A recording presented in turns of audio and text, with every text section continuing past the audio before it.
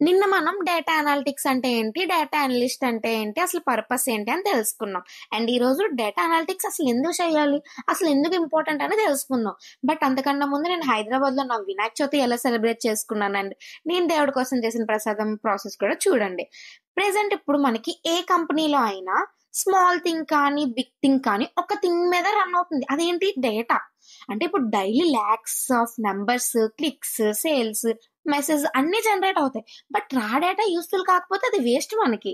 అక్కడ data analytics enter అవుతుంది. Data analytics అంటే ఏంటి?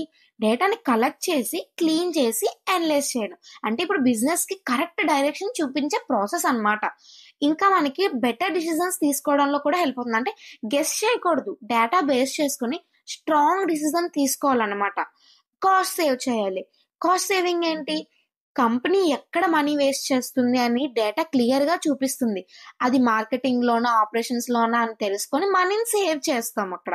And customer understanding. Customer behaviour ఏంటి, లైక్స్ ఏంటి, డిస్‌లైక్స్ ఏంటి అని అర్థమవుతాయి.